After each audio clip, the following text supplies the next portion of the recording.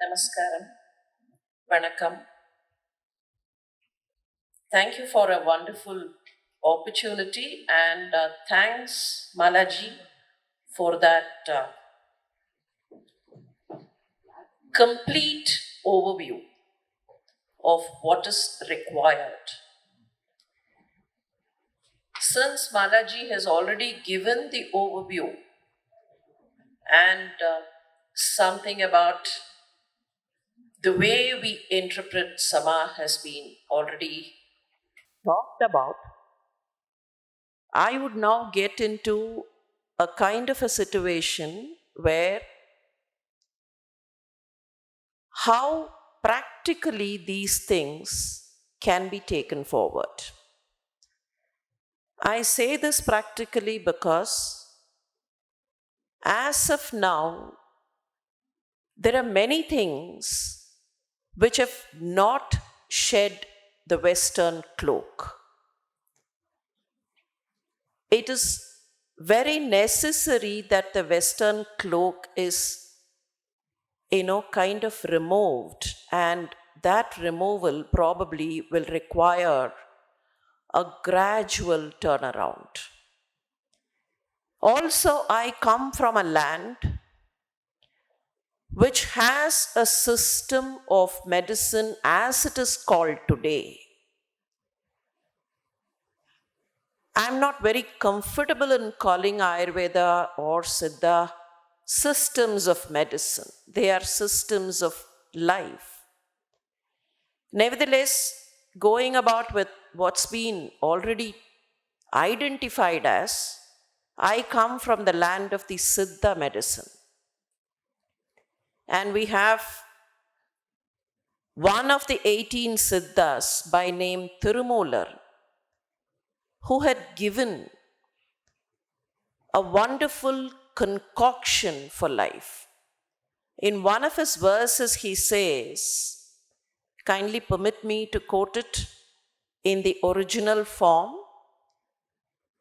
Ullam perum koyil oon udambu alayam.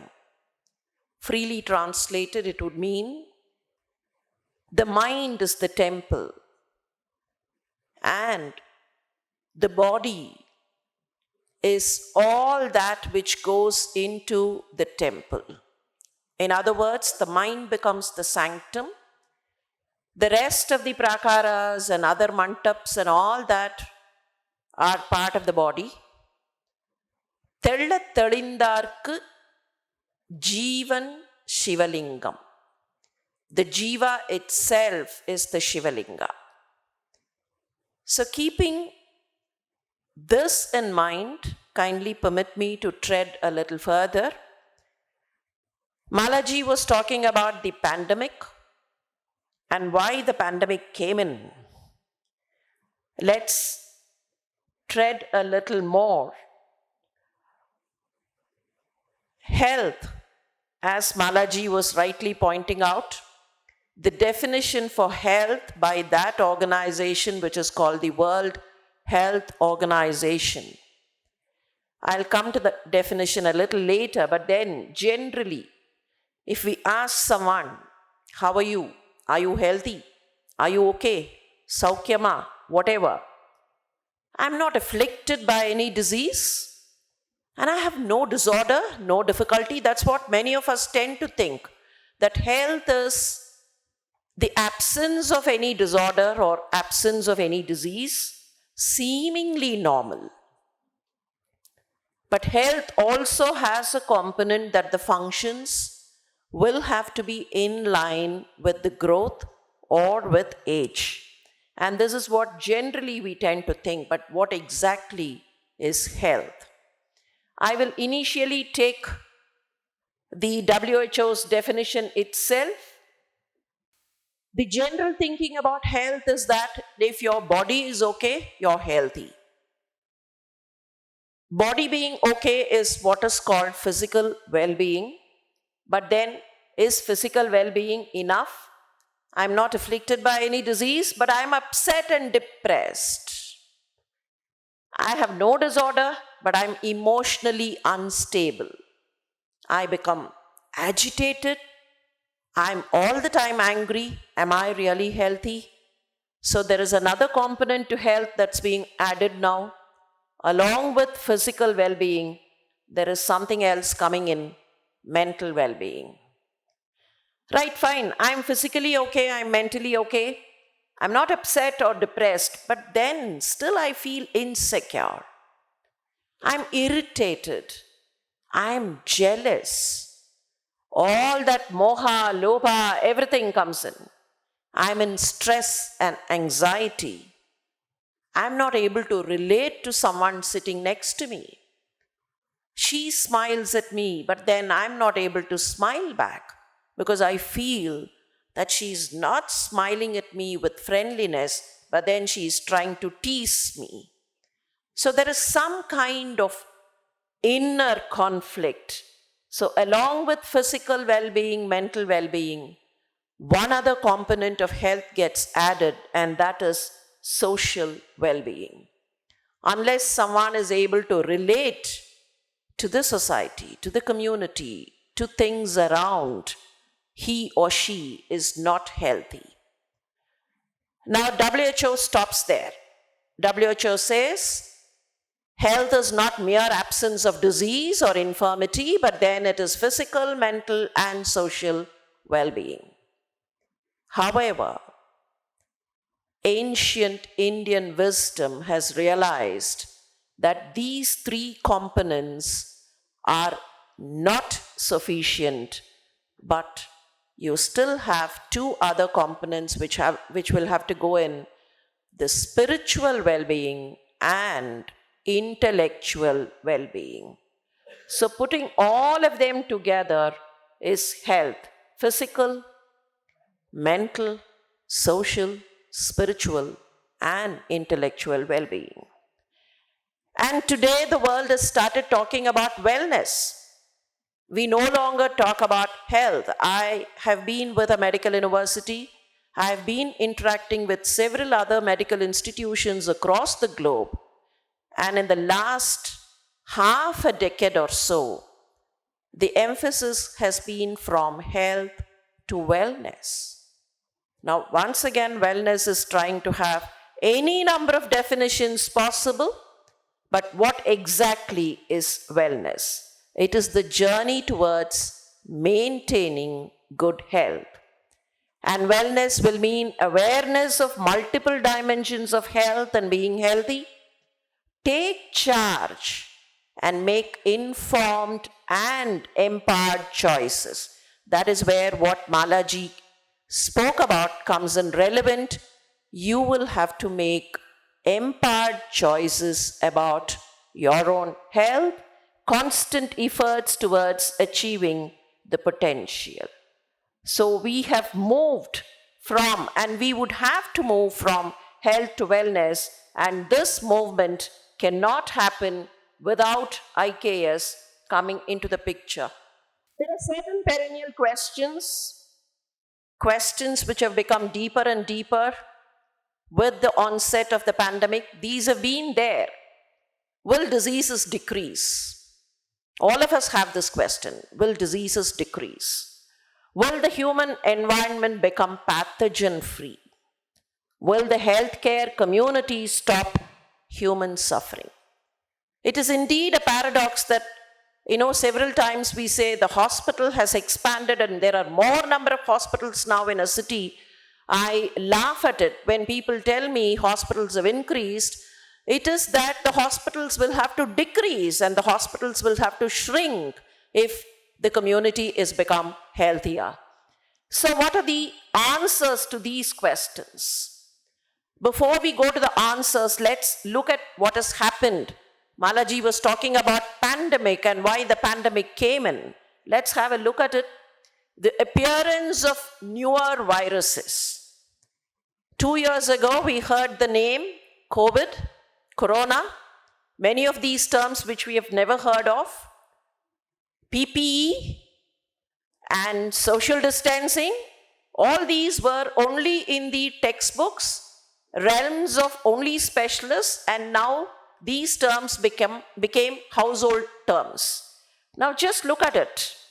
Smallpox entered into the human world sometime around 1149 before the Common Era. If it was in 165, it was called the Antonine Plague, but then it was only smallpox. Measles, the first records of measles have been traced to 3,000 years before the Common Era. However, there were group movements of people from one place to another in groups, which caused an upsurge of measles, and it also related to another animal disease called the rinderpest.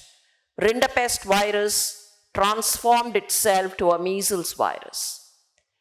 The African slaves were transported in ships, and then the yellow fever upsurge. Chinese Jin dynasty and all those events which happened in Kardingapepo and Egyptian Nimrod led to the dengue, and rabies is also equally old.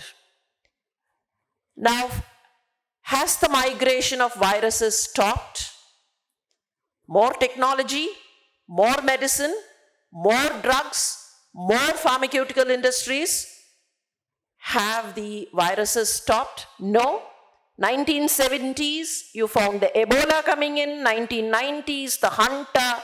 1960s were the Marburg virus and so many of them. 2000s, the SARS, MERS, and thereafter, now COVID-19 and many more to come. The entry of viruses will not stop unless we change our life pattern. And for this change to happen, IKS will have to step in and probably bail us out, bail the humanity out. Once again, the same questions: will diseases decrease? Will we become pathogen-free? From my earlier slides, you could still have the answers. We will not become pathogen-free if we proceed the same way. Diseases will not decrease if we proceed the same way. And the healthcare community will not be able to protect the entire humanity if we proceed the same way. Urbanization. Now, what happened to dengue? I'm just treading on one single example. Many of you here, at least people who are in the age group 40 plus, would remember 30 years ago, dengue was generally called the breakbone fever. People said dengue, onset of fever, and there is body pain, and that is all, nothing else happens. Dengue was not a fatal disease, at least in this part of the world. But something else happened: urbanization. Urbanization between 1907 and 1949. In those years, newer strains of dengue virus emerged, and dengue has now become a fatal disease. If someone says dengue, all of us get into a chill. Dengue was not at all a fatal disease, but where did this new strain come from? Increase in population. That is the reason why viruses have started coming in. Not mere increase in population, but then in our loba to build more and more and more and more of houses, trying to encroach into the territory of the animals and the plants, trying to kind of globalize ourselves and tend to think that we are a very powerful species. We have encroached into the animal and plant territories, and that is how all the viruses have come in. If I may be permitted to say so, please think all the viruses have come. Most of these later day viruses have come from China. Why? Primarily because that is where the encroachment into the animal territory happens faster. There is so much of virgin animal territory into which humankind steps in. If you see how smallpox came into human community, smallpox virus was not originally a human virus at all. In fact, many of the viruses were not original human viruses. Smallpox virus was a virus of the rodent group, a virus of the mice and the rats. When human beings encroached and started building houses, the rats and the mice did not have any space. They came and occupied human habitation, and slowly the virus jumped from there to the human beings. So as we get into their areas, the viruses jump. Deforestation, climate change, global warming, international travel. Prior to COVID pandemic, the other pandemic that the medical world had been talking about was the Spanish flu of the 1920s. Spanish flu spread primarily because the troops, military troops, traveled from one part of the world to the other. In fact, Tamil Nadu suffered the third wave of the Spanish flu. The troops which were participating in the World War, they came back and they went to Nagapattinam, and Nagapattinam became the nidus for an attack of Spanish flu. But then that was only movement of troops. Now we have international travel. Everyone is traveling everywhere. Viruses also travel along. Most importantly, lifestyle changes. So now it becomes necessary when we migrate from health to wellness to do something new, innovate, find out newer techniques. New. How much of new is really new? This is just an example. Some of us can identify this gentleman there as Edward Jenner, who's supposed to have started the first vaccination on the 14th of May, 1796, finding out a new solution for smallpox. He brought in vaccination, and he is usually called the father of immunology. But much before Jenner, we have this record. Denustanya masurika, naranam cha masurika, tajjalam bahumolascha sastratena grihitavan. You hold the shoulder area, take that liquid from the cow's udder, take it, inject it into the shoulder region, bahumolascha sastrani, raktolpattikarani. You should inject it, or you should create a kind of an injury in such a way that there should be blood drops coming out. Tajjalam rakta militam.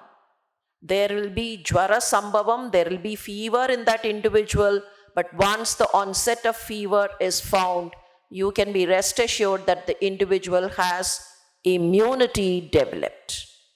So it was not Jenner, but much before Jenner, Indians, rishis, sages, unknown Indians, anonymous Indians were able to do this procedure.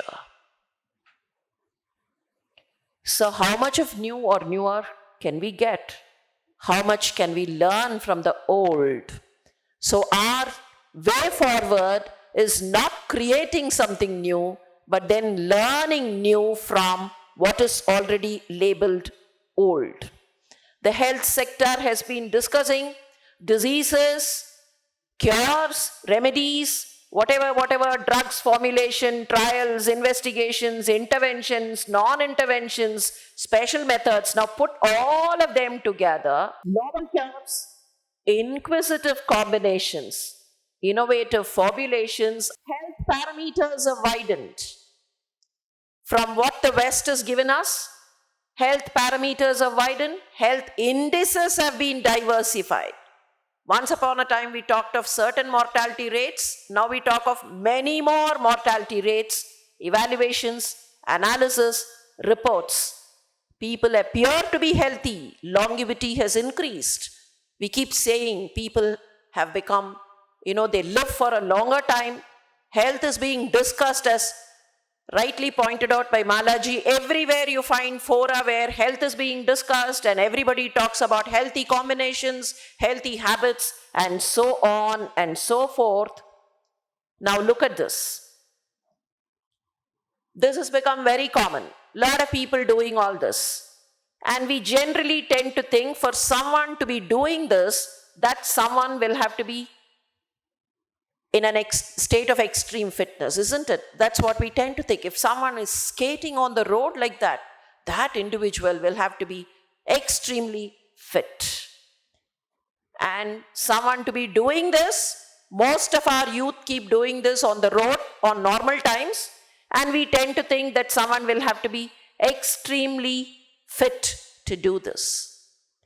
But please think of those instances where individuals fall flat right inside the gymnasia. Someone who is extremely fit, suddenly not alive anymore. Now, where is all this fitness leading to? Are we really fit? In the name of health and fitness, are we inflating something? Inflating external factors. And that is where wellness does not seem to have been enhanced at all. Wellness, physical wellness, mental wellness, emotional, social, environmental, professional, intellectual, spiritual. Now take this professional or occasional wellness as one single example. Today, everyone has a good job, earning in lakhs or earning in crores, commuting in a high Honda vehicle to work, and everyone talks about all kinds of facilities. At the end of the day, when each of these highly placed individuals walk out of the office or the workstation to get back home, are they professionally satisfied? If there is professional well-being, at the end of the day, they should be professionally satisfied. A village teacher or a Gurukula guru was professionally satisfied. But how many of us do cater to all these components of well-being? Professional well-being is one example. Emotional well-being. How many of us are emotionally satisfied? How many of us are emotionally balanced? Is wellness understood well at all? You know, we've been talking about all terminologies. Let me skip this. This is all about, how the word came in and wellness movements have become popular. Now it's once again one other popular movement. Like, everybody says everybody practices yoga. Like that, now everybody says everybody is towards wellness. So let's see, what way forward can we take? Wellness is an active pursuit. And it has different dimensions, as he rightly said. It is not the same for everyone. Every prakriti, it is different. It is the balance for that individual, and one thing for one will not fit in the same way for the other. I am tempted to say, in early stages of my medical practice, I've always noticed you treat someone, give them a prescription of medicine, and then suddenly they come back to you after 2 days and tell you, "Doctor, yesterday I went with your prescription and I took this medicine, and then my sister came home. She said she also suffered from a similar disease and she took some drug and she gave me that, leftover medicine, and that I've started taking." So this is, it cannot be just like that, transferred from one. Even small drugs cannot be transferred from one to another, and there has to be a balance for every individual. He rightly said, during the COVID pandemic, several formulations were released. And in Siddha system of medicine, we have what is called this Kapha Sura Kudinir. It is Kapha Jwara Kudinir. Kudinir is something to drink. So it is Jura. In Jwara becomes Sura in Tamil. So Kapha Sura Kudinir. It was kind of, became an OTC, over the counter preparation. And suddenly there were reports of some kind of electrolyte imbalance because people thought if I take one portion in the morning, I become partly all right. So let me take one more portion in the evening. If I take more and more, the virus will go away from me. And that led to a lot of complications. So it is not so. It is the balance, and it is not equating everything to everything. And wellness is based on choices, behavior, lifestyle, and primarily being aware. Wellness is achieved better when we learn something new from something already old. And to quote an example and to expand on what Malaji was talking about, here is a small anecdote. Bhikshu Atreya had several students in his Gurukulam. He sent Jivaka because Jivaka was his pet student, and every other student, every other Sishya was jealous of Jivaka. So one day, Bhikshu called Jivaka and told him, Jivaka, please go around the forest there and find out one herb which will not be helpful to the humankind. One herb which will not be helpful. And then after 3-4 days of roaming around, Jivaka came back and said, sorry Guruji, everything seems to be at some point, somewhere helpful to the human community.